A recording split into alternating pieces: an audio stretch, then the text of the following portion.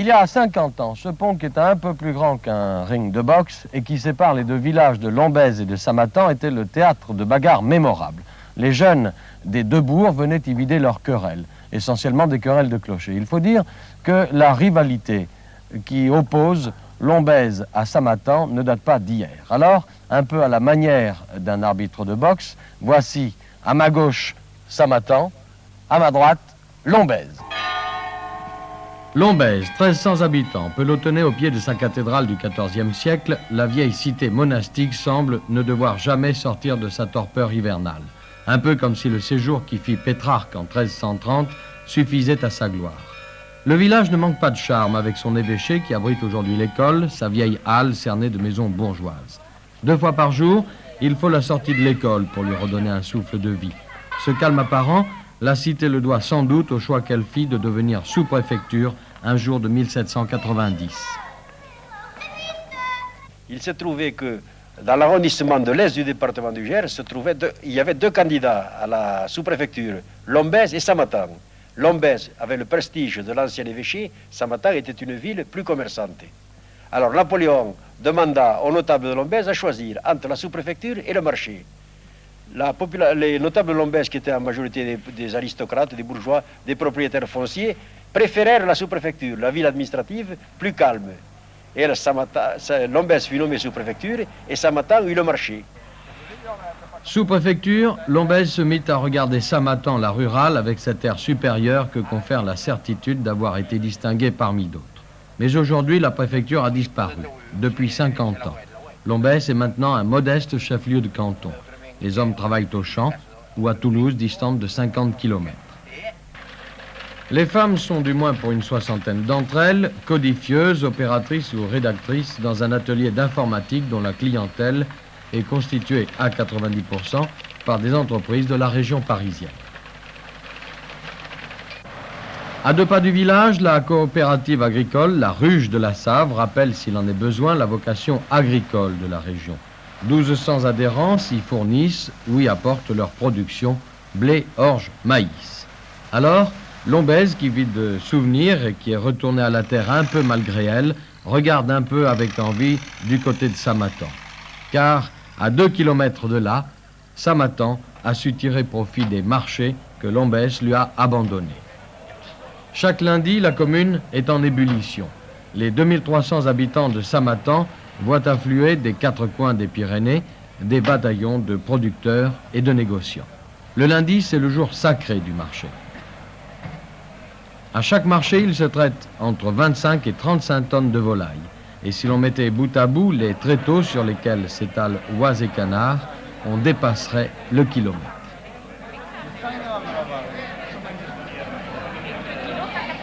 Sous la halle voisine se tient le marché au foie gras.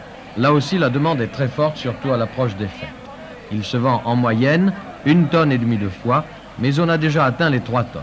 Le foie de canard se négocie aux alentours de 120 francs le kilo, le foie d'oie entre 160 et 180. Alors écoutez-moi, vous voulez 16 000? Non, vous avez un foie minable là. J'ai refusé à 18 000. Il est comme un accordéon, vous avez 18. Alors, j'ai refusé à 18. Parlez sérieusement. Vous voulez 17 000? 17,2, 17,3, ça te va ou non? Tiens, 5,80 et tu fais une entrée. Voilà. Merci. À la sortie à gauche. D'accord, merci. Grâce à ces marchés florissants, Samatan est devenue une commune prospère.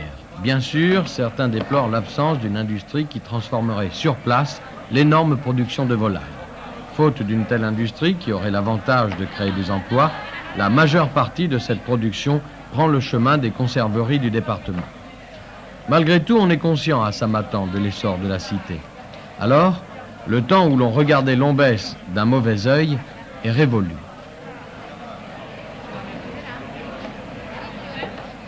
C'est l'histoire ancienne. Les gens sont devenus raisonnables et savent que nous ne pouvons vivre que si nous grossissons et peut-être que pour l'une et l'autre des villes, si l'union se faisait entre les deux villes, même sur un plan relativement fédéral, si vous voulez, notre force serait beaucoup plus importante avec 3500 ou 4000 habitants dans une agglomération qu'avec 2000 et 1500 habitants dans chacune d'elles. Un premier pas vers cette union est fait grâce au rugby. Il y a quelques années, les deux villages avaient chacun une équipe. Quand Lombès gagnait, les joueurs faisaient au retour du stade un crochet par Samatan, histoire de narguer leurs voisins. Et juste au retour des choses, quand Samatan l'emportait, l'équipe faisait pour les mêmes raisons le détour par Lombès. Et quand les deux clubs se rencontraient, alors on dit que la rivière voisine, la Save, coulait rouge. Aujourd'hui, une société sportive et une école de rugby regroupent les deux communes. L'équipe Fagnon, le Lombès Samatan Club, joue en division nationale pour la deuxième fois de son histoire.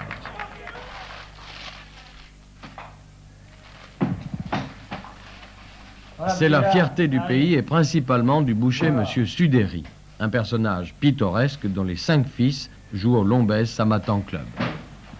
Il y en a un qui joue à l'ouverture, l'aîné. Le second, il joue troisième ligne en réserve. Le troisième, il joue 3 carrels en première ou arrière ou demi de mêlée, mais on le met un peu partout à celui-là, vous savez, il est un peu la vedette, alors on le promène, quoi. Et le quatrième, il joue à troisième ligne, mais ne joue plus parce qu'il a monté une boucherie à Murette. Et comme il n'est pas d'ici, il joue pas ici, il n'a pas le temps, quoi. Et le cinquième, il joue, c'est le petit, il joue demi de mêlée aussi.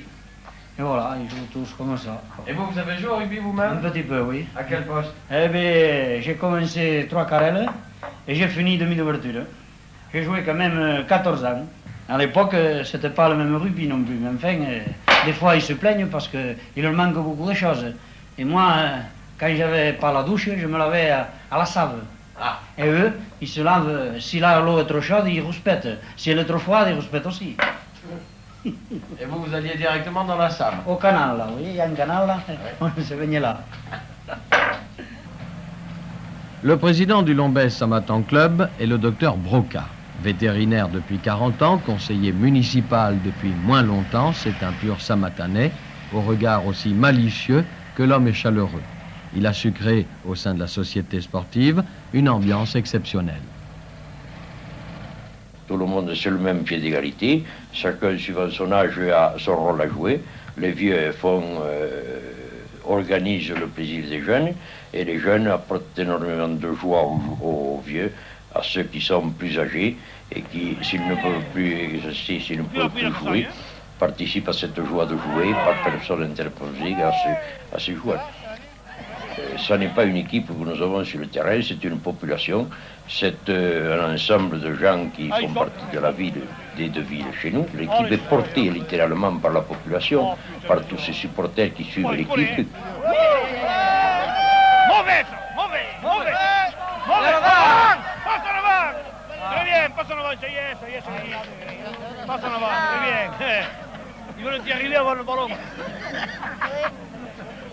C'est véritablement un combat le dimanche. Ça, on se bat loyalement, on se bat avec tous les moyens que nous avons, mais on se bat. C'est véritablement un combat qui tourne quelquefois à la corrida, très peu souvent, sans mise à mort bien entendu, mais enfin c'est vraiment un combat.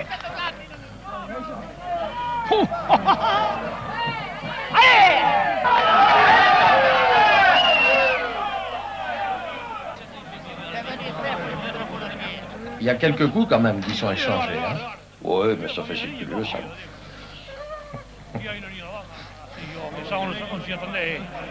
Mais le match passé, si on a gagné, on savoure la victoire pendant les 2 ou 3 jours qui suivaient, et puis on explique la défaite et on trouve toujours d'excellentes excuses à notre défaite. C'est quelquefois l'arbitre, c'est quelquefois une faute, c'est quelquefois la faute de l'adversaire aussi, parce qu'il était plus fort. Dimanche dernier, c'était Lombès Samatan le plus fort. C'est de droit, c'est pas gros, mais... Allez. Gagné. Ça s'est bien passé alors, hein? Oui. C'était bon? Très bien. Je suis très content. Hein? Je suis très content de mes petits poulets. J'ai frisé l'infarctus. Le lundi, c'est bien sûr le jour du marché, mais c'est surtout le lendemain du match. Alors, dans la rue, de petits groupes se forment et les commentaires vont bon train. Comment vous l'avez trouvé cette partie dimanche? La partie, je l'ai trouvée bonne mais dure. Hein. Dure, oui. Oui. Vous avez souffert? Oh oui, ça c'est comme ça à chaque fois, surtout quand on arrive en fin de match, vous savez, chaque fois, On souffre, on est sur les nerfs. Et vous, vous êtes jeune encore. Alors vous pouvez souffrir. Moi, Ah je oui, peux vous souffrir. avez, je risque pas l'infarctus, par exemple. Bien, les Girondins et les Feuillants donc veulent la guerre. Et à cette assemblée législative, un homme ne la veut pas. Cet homme Deltour, qui c'est cet homme? Au CES, Henri Broncan, capitaine et entraîneur de l'équipe, reprend son cours d'histoire. Parmi ses élèves, des jeunes de l'école de rugby. À la récréation, j'allais dire à la mi-temps, tout le monde se retrouve pour évoquer les rencontres du week-end. Tous les peuples n'aimaient pas les missionnaires armés. Samedi, toi, t'avais gagné. Oui. Et vous, qu'est-ce que vous avez fait, Émilie? On a perdu. Vous avez perdu, vous? Pas un peu. Vous êtes venu hier après-midi? Oui. Oui. Alors, comment vous l'avez trouvé? Oh. Ils ont bien joué. Le lundi, comment est l'accueil des élèves après la victoire? Eh bien, ça dépend. Je crois que si... Avec moi? Oui, oui, oui. Je crois que s'ils sont perdus, ils sont un petit peu méfiants. Pourquoi? Demandez-leur. Dites-le-moi, vous, pourquoi? Je crois qu'ils craignent quelques retombées, quelques on ne sait jamais. Un peu de mauvaise humeur, peut-être. Donc, tu mets des épingles intermédiaires, d'ici, à là, puis ensuite de l'autre côté. Et tu mets bien les aiguilles perpendiculaires. Le rugby, c'est avant tout l'affaire des garçons. Cela ne signifie pas pour autant que les filles du CES s'en désintéressent. Alors, elles mettent à profit les travaux pratiques de couture pour apporter leur tribut à l'équipe et à l'école de rugby. Qu'est-ce que vous faites là, madame? Nous préparons des maillots pour le rugby. Alors Ici, pour l'école de rugby. Nous réparons les maillots de rugby. Et quelquefois, les dégâts sont assez importants. Il faut, avec 2 vieux maillots, en faire un bon, quelquefois. Ça fait quelques économies. Lombès et Samatan, 2 communes attachantes qui trouvent dans le rugby un dérivatif à leurs difficultés et qui pratiquent à leur manière un certain art de vivre.